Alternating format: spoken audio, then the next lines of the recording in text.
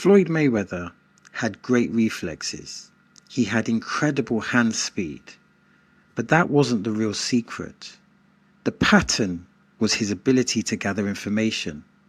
Every second of every round, it mattered. Most fighters looked for openings. Floyd looked for answers. He studied everything. Your feet, your breathing, your timing, your reactions.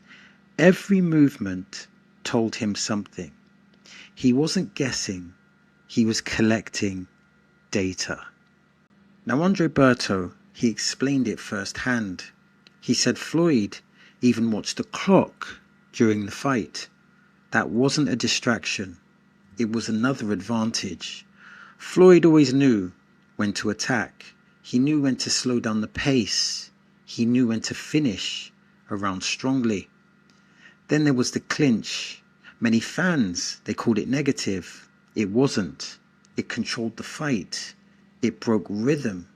And it forced opponents to start again. Berto also revealed something fascinating. Floyd watched his opponent's chest, not his gloves, not his shoulders, but the chest. He was reading his breathing. He was looking for fatigue. That meant Floyd often knew when his opponents were slowing down before they did. That's what made his defense so difficult to crack. It wasn't built on reactions alone. It was built on information. His reflexes were elite. His discipline was elite, but his fight IQ separated him from everyone else. Maybe that's why so many great fighters looked ordinary against him. They weren't just fighting Floyd Mayweather. They were fighting a system that already understood them. So let's just make some further statements. So Floyd's defense was built on observation and information gathering, not just reflexes and technique. And that's an important distinction. And Mayweather, he used the clock. He used the clock to control pace, energy expenditure, and round management. So that's three phases there: controlling pace, energy expenditure, and round management.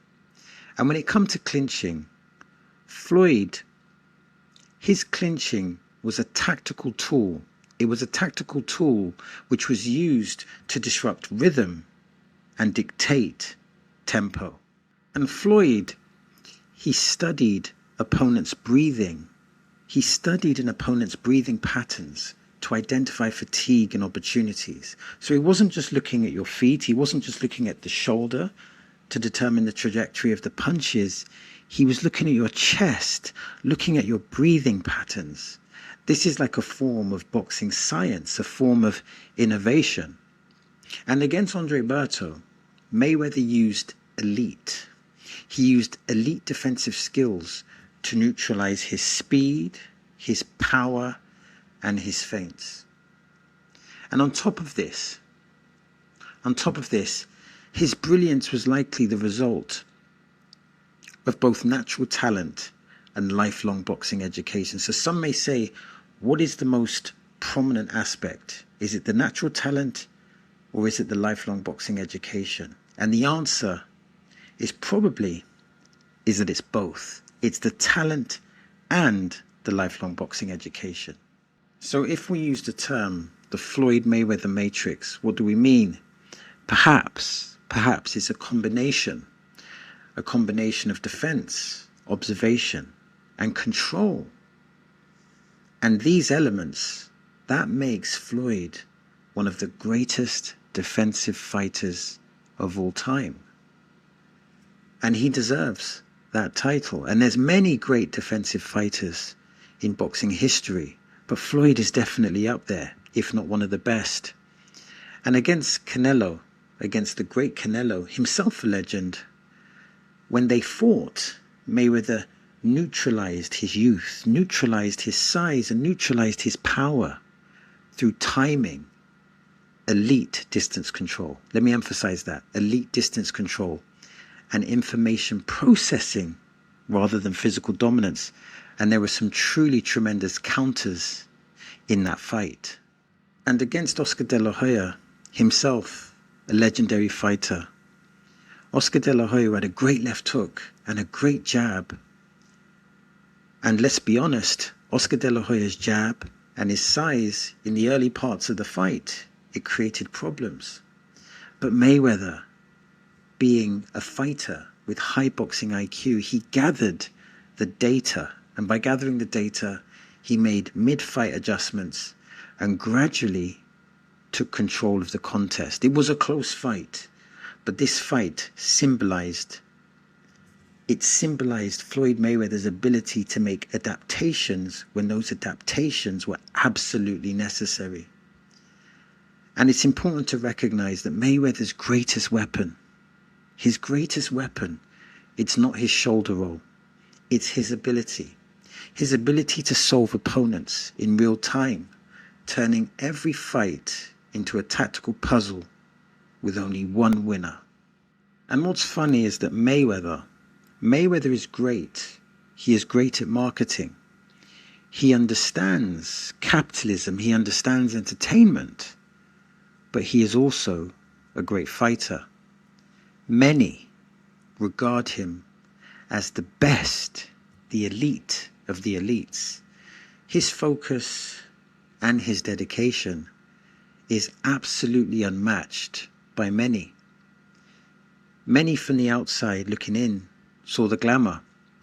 But what many did not see is not just the dedication, it was the elite level of dedication. And that elite dedication and innovation was essential. And it was based not just on talent, but on elite boxing education. Here is my final statement. Think of this.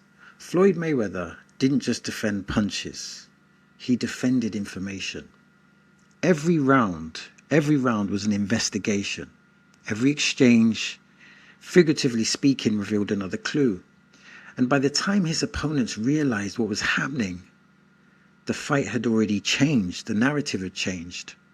Reflexes, they made the highlights, but observation, that's what built the system. Control made it repeatable. That's why his defense wasn't just difficult to crack. It became one of the most complete and intelligent fighting systems boxing has ever seen. So that's the end of the video. Now I'm trying to build a digital boxing community. That means I'm interested in your comments, I'm interested in your questions, and I'm interested in your observations. Now, if you want to support the channel, simply like and subscribe and click the hype button. And if you want to watch more content like this, then simply click here or click here. As always, thanks for your time. It is much appreciated.